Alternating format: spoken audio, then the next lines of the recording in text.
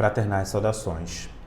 Já tivemos, dignos, aqui em nosso canal, a oportunidade recentemente de estudarmos o que em magia prática chamamos de caminho da mão esquerda e caminho da mão direita. Hoje peço aos senhores que observem atentamente a este gráfico que nos servirá como guia para o estudo da Goécia. Mais especificamente sobre a diferença entre Goécia e teurgia, entre o caminho da invocação dos anjos de sombra e dos anjos de luz, entre aquilo que chamamos de árvore cabalística da morte e árvore cabalística da vida. Retornaremos a este gráfico ainda hoje. Mas verifiquemos, dignos, que fundamentalmente em Cabala se trabalha com 72 anjos. 72 anjos de luz e 72 anjos de sombras. Já sabemos e já estudamos em outros vídeos que anjos são personificações da luz divina. Mas da mesma forma que nós temos uma personificação em imagem, em nome, em caracteres, em elementos qualitativos da energia e da luz divina, na contrapartida destas mesmas forças personificadas, nós também teremos os daimons, ou seja, nós teremos as forças de sombra ou as forças demoníacas. Então, em Cabala nós trabalhamos fundamentalmente com luz e com sombras. Portanto, se existe o que chamamos de árvore cabalística da vida, em que os anjos e as esferas e as energias se distribuem categoricamente, também vão existir as energias, as personificações de sombra. Não se pode em magia evocar quaisquer luz sem trazer consigo as sombras correspondentes desta mesma luz. Agora, por que 72 anjos? Fundamentalmente, dignos, vejamos que, como nós vamos ter anjos de luz e anjos de sombra, quando nós somamos esses 72, nós teremos o icônico número de 144.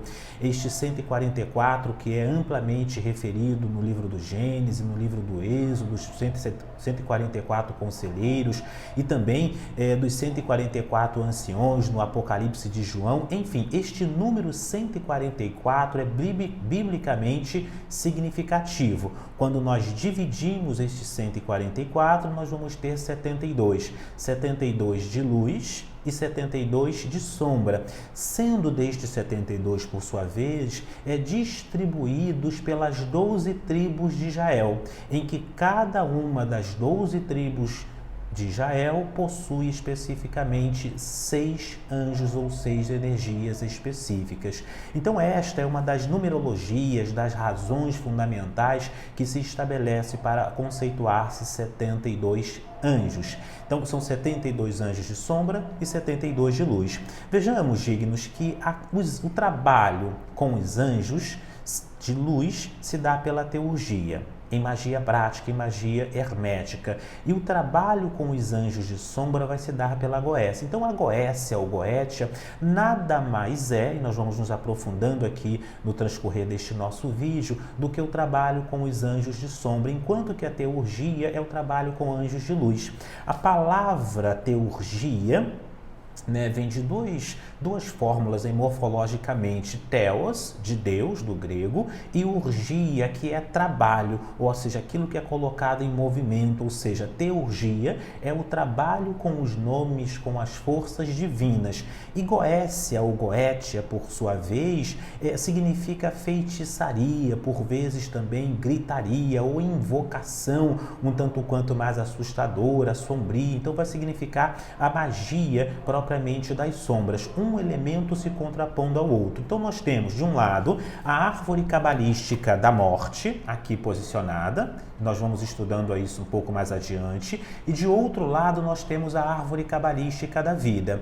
As esferas de luz, cada uma destas esferas, que estudaremos aprofundadamente mais em outros vídeos, também vão possuir as suas esferas sombrias, ou seus aspectos mais sombrosos. Para cada anjo de luz, dos 72 anjos de luz, existe um anjo negativo, um anjo de sombra, e também para a arte da teurgia, da invocação dos seres divinos, existe também a arte da invocação dos seres das trevas ou das sombras. Estes seres das sombras são denominados propriamente de daimons, e essa arte de invocação desses seres de Goécia. Então, fundamentalmente, esta é a base e a diferença entre esses caminhos dignos.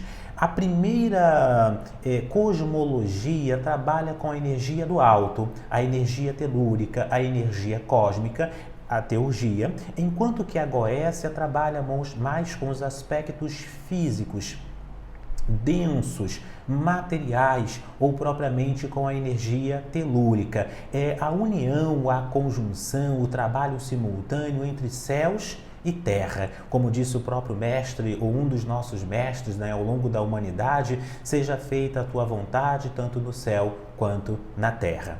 Vamos aqui estudar sobre isso. Mas, digníssimos irmãos e irmãs, sejam, portanto, muito bem-vindos a este que é o nosso vídeo 82, o 82º vídeo, em nosso canal de estudos herméticos, espiritualistas e esotéricos. Aqui quem vos fala de nosso laboratório Rosa Cruz de Alquimia é o Frater Cassiano Camilo Compostela.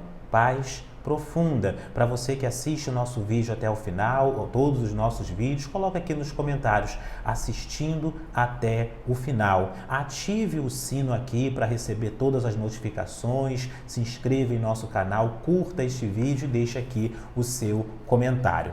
Pois bem, dignos, prossigamos em nosso estudo. Vejamos que a magia teúrgica de invocação dos anjos é o que nós chamamos mais popularmente como magia branca, enquanto que a magia de invocação das forças sombrias é classificada tradicionalmente como magia negra.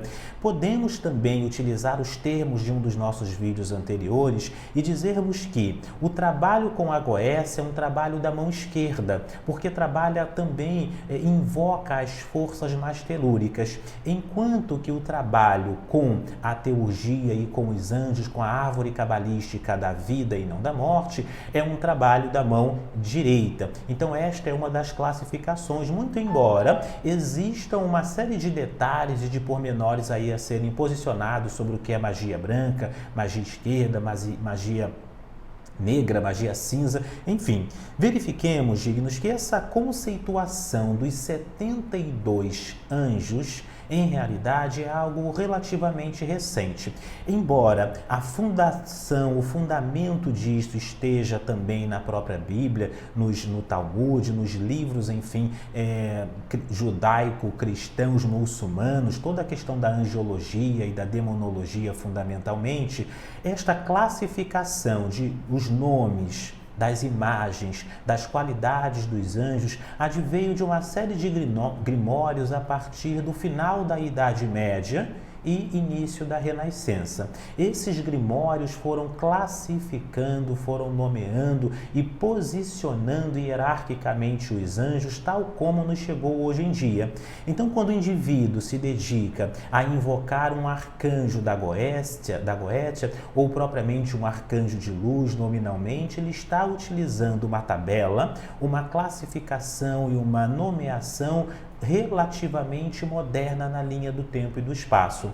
Geralmente se atribui essa questão dos 72 anjos, dos 72 demônios, à figura de Salomão, e nós já tratamos de Goécia, de Salomão, de Cabala num outro vídeo, mas verifiquemos que isto não tem maiores fundamentos. Estes textos, eles são a posteriori, eles são recentes e são também apócrifos, ou seja, não canonicamente reconhecidos. Portanto, não há maiores fundamentações para dizermos que Salomão, ele de fato invocava os anjos da Goécia ou mesmo os anjos da Cabala. Todos os textos, os relatos historicamente verificáveis que temos sobre Salomão o distanciam propriamente desta visão tanto quanto mais fantasiosa. Os autores pós-medievos e os autores renascentistas sobre magia, cabala, ocultismo e invocação, eles deram à figura de Salomão estes atributos e o colocaram neste lugar para dar maior peso, maior substância e maior valor às suas próprias teorias, bem como também para formatar o que nós chamamos dentro do esoterismo de mito iniciático. Verifiquemos, dignos, que foi a partir daí que nasceu propriamente o que nós chamamos de angeologia e demonologia. Agora, a pergunta essencial para você que acompanha os nossos vídeos até o final, os nossos estudos e comenta e curte aqui, é a seguinte: afinal de contas, o que são então anjos e o que são demônios? Do ponto de vista cabalístico, podemos responder da seguinte maneira: tanto anjos como demônios são personificações da luz divina. Estas personificações, claro, nítido e óbvio,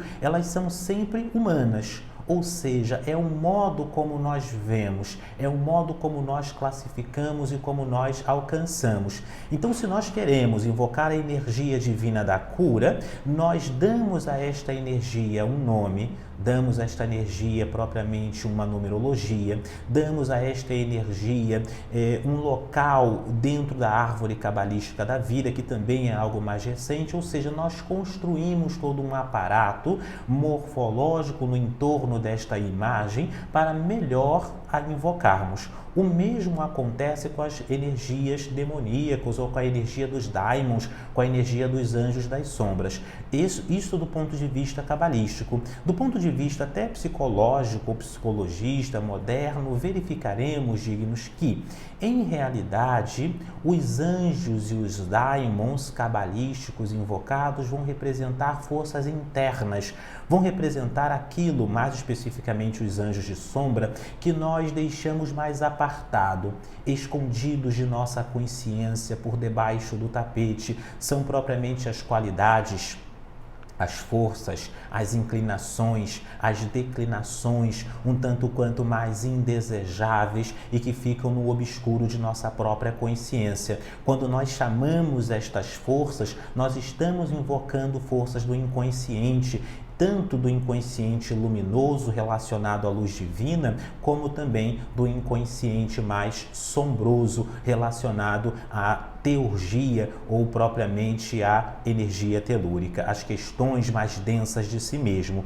E sim, dignos, há perigos nesta relação e nesses rituais? E sim, existe perigo nisto, porque ao longo do tempo, mesmo que pós Idade Média, advindo da Renascença, tudo isto foi sendo posicionado, construído ano após ano e século após século por uma série de magos de mentalidades fortes e exercitadas que foram construindo no entorno disto uma egrégora. Então estes nomes, estas invocações, estes rituais que porventura você que é estudante de Goécia, ou seja, da arte da invocação dos anjos de sombras, você encontre em livros populares, note que estes rituais e estas invocações possuem uma força mágica própria, uma egrégora astral a elas ligadas. E quando você as invoca, quando você as chama para si, você também está chamando todos os